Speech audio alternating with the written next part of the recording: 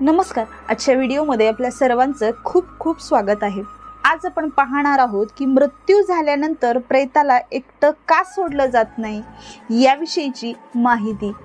तर मृत्यूनंतर मृतदेह एकटा का सोडला जात नाही? दिवसानंतर रात्र होणे हे निश्चित आहे. त्याचप्रमाणे हे देखील निश्चित आहे की जो कोणी जन्माला आलेला आहे तो मृत्यू हा अटळ आहे. त्याला एक दिवस मरावंच लागणार आहे. म्हणजे जर पृथ्वी लोकामध्ये कोणतेही सर्वात मोठे सत्य असेल तर ते हेच आहे की प्राण्याचे मरण. तरीही असे काही लोक आहेत ज्यांना हे सत्य स्वीकारायचंच नाहीये. तुम्ही सर्वांनी हे पाहिलं असेल की हिंदू धर्मात मृत्यूनंतर मृत व्यक्तीचे शरीर जाळले जाते.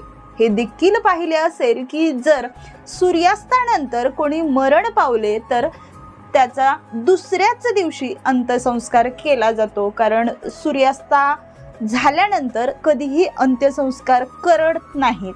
अशा स्थितीत तुम्ही हे लक्षात घेतले असेल की जर एखाद्या कुटुंबातील व्यक्तीचा संध्याकाळनंतर मृत्यू झाला तर त्याचे मृतदेह कधीही एकटे सोडले जात नाही. पण तुम्हाला हेही माहीत असेल की मृतदेह रात्रभर एकटा का सोडला जात नाही? हे जाणून घेण्यासाठी हा व्हिडिओ शेवटपर्यंत नक्की पहा. कारण मी तुम्हाला या प्रश्नाचे उत्तर आजच्या या व्हिडिओमध्ये सांगणार आहे, ज्याचे तपशीलवार वर्णन गरुड पुराणात केले आहे. तर गरुड पुराणातील या काही गोष्टी कोणत्याही क्षणाचा विलंब न करता आज आपण जाणून घेणार आहोत.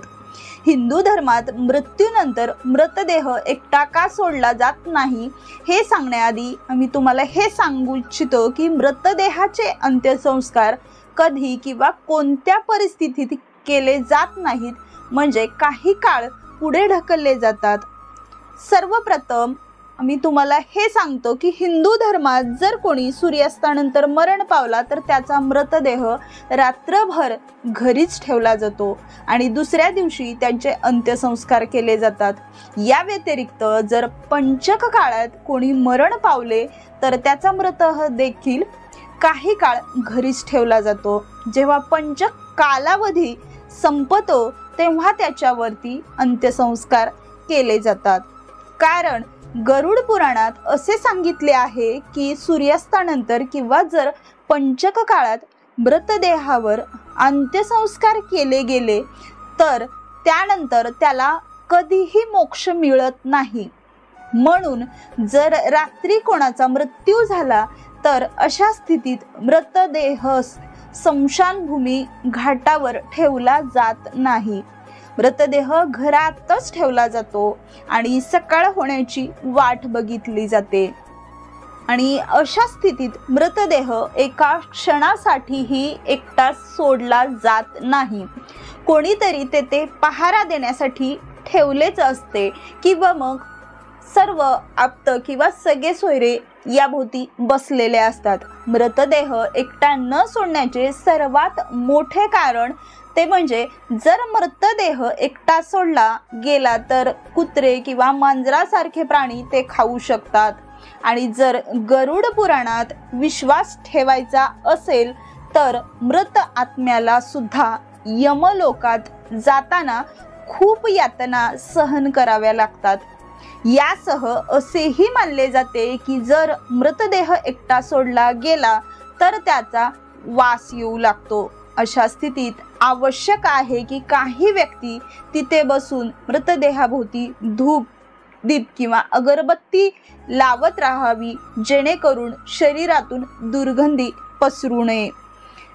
गरुड पुराणात भगवान विष्णू गरुडजींच्या विनंतीनुसार म्हणतात की हे पक्षी राजा, या सर्वांव्यतिरिक्त जर कोणी मरण पावले आणि त्यांच्याजवळ त्यांची मुले नाहीत तर अशा परिस्थितीतही त्यांचा मृतदेह घरी ठेवता येतो का? जोपर्यंत त्यांचा मुलगा किंवा मुलगी येऊपर्यंत. कारण त्यांची स्वतःची मुले मृतदेह प्रज्वलित करू शकले नाहीत तर त्याला वाचवता येत नाही. म्हणजेच तो अनेक वर्ष मृत्यूच्या जगात भटकत राहतो. त्यानंतर विष्णूजी स्पष्ट सांगतात की जर सूर्यास्तानंतर मृतदेह जाळला जातो, म्हणजेच त्यांचे अंत्यसंस्कार केले जातात, तर तो मृत आत्मा असुर, राक्षस किंवा पिशाच्य योनीत जन्म घेतो, जिथे त्याला अनेक प्रकारचे त्रास सहन करावे लागतात. आणि हेच कारण आहे की हिंदू धर्मात रात्री अंतिम संस्कार करण्यास मनाई आहे. विष्णू पुढे स्पष्ट सांगतात की जर मृतदेह रात्री एकटा राहिला तर त्याच्या भोवती भटकणारी दुष्ट आत्मा त्या शरीरात प्रवेश करू शकते. त्यामुळे मृत व्यक्तीला तसेच त्यांच्या कुटुंबातील सदस्यांना अनेक प्रकारचे खर्च सहन करावे लागतात.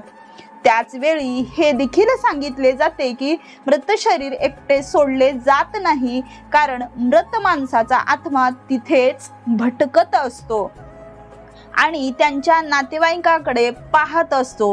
व्यक्तीच्या मृत्यूनंतर शरीर रिक्त होते आणि ज्यामुळे दुष्ट आत्म्याची सावली त्या मृतदेहाचा ताबा घेऊ शकते. आणि हेच कारण आहे की रात्री मृतदेह एकटा सोडला जात नाही, तेथे कोणीतरी पहारा देत राहते. सर्व माहिती गरुड पुराणामध्ये श्री विष्णूने गरुडाला सांगितलेली आहे.